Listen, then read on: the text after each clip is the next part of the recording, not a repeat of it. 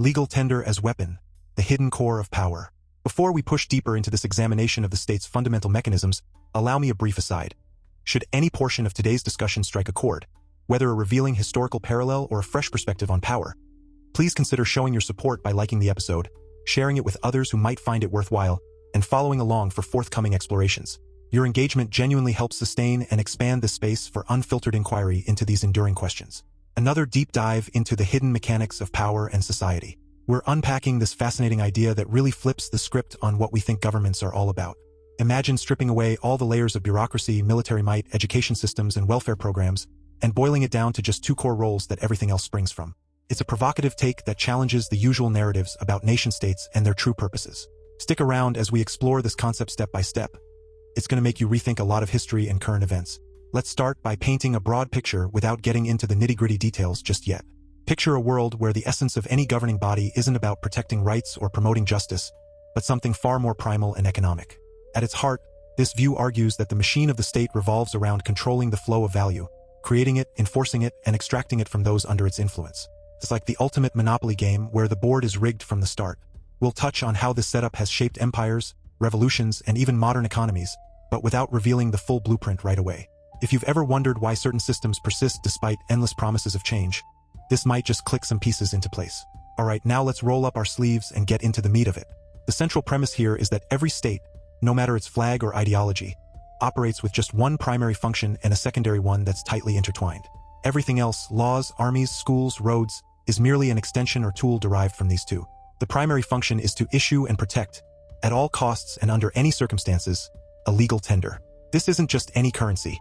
It's a token that can be produced for costs approaching zero. Think about it. Paper notes, digital entries, coins that cost pennies to mint but represent fortunes. This tender must be the only game in town, defended fiercely against alternatives, because it gives the issuer absolute control over economic reality. Why is this primary? Because without a monopoly on money creation, the entire structure crumbles. States have historically gone to war, imposed draconian laws, and manipulated markets to safeguard this privilege. For instance, in ancient times, empires like Rome debased their coinage, mixing in cheaper metals, to inflate supply while maintaining the illusion of value. Fast forward to medieval Europe, where kings clipped coins or outlawed private mints to consolidate power. The key is that this token isn't backed by gold or labor inherently. Its value comes from decree, enforced by the state's apparatus. Produce it cheaply, flood the system, and you've got a tool for endless expansion or collapse if mishandled. Now, the secondary function flows directly from this primary one. In fact, it's arguably baked right into it. That's to tax the people within the state's borders as heavily as possible, or to redistribute their wealth in ways that reinforce control. And tied to this is using debt as leverage, especially from external issuers. Taxation isn't just about funding projects. It's about compelling citizens to use and value the state's token. If you must pay taxes in that specific currency, you'll work, trade, and hoard it, giving it legitimacy. Redistribution. That's another lever, taking from some to give to others, but always through the state's money system, which schemes off the top via inflation or fees. Debt amplifies this.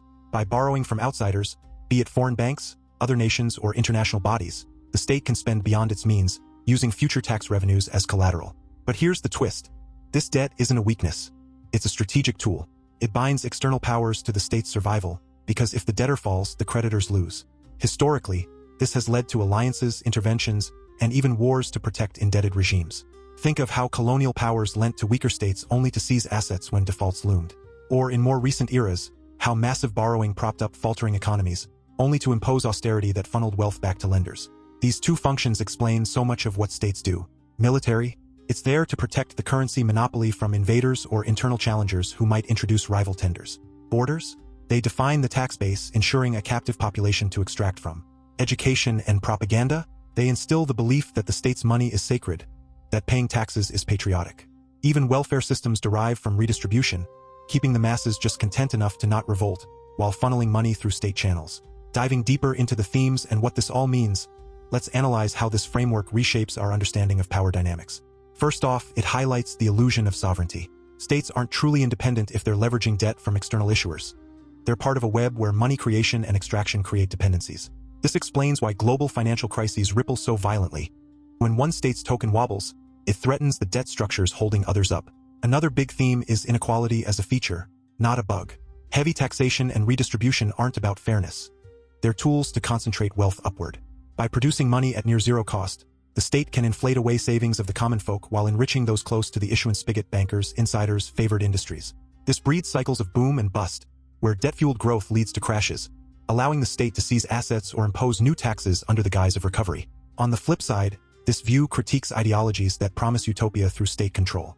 Take Bolshevism, for example. In historical contexts like the early Soviet era, the push for centralized planning was essentially an extreme version of these functions. They nationalized money issuance, taxed through confiscation, and used debt or repudiated it to leverage power.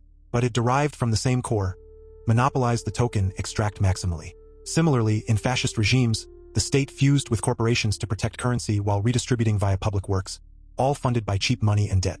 This also ties into why cryptocurrencies and alternative tenders pose such existential threats. If a digital token produced at low cost bypasses state control, it undermines the primary function.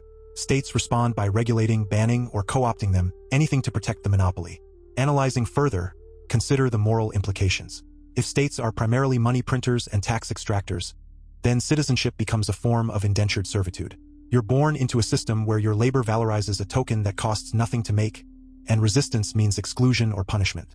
This fosters a culture of compliance, where freedom is traded for the stability of the currency. Yet, there's resilience in this model.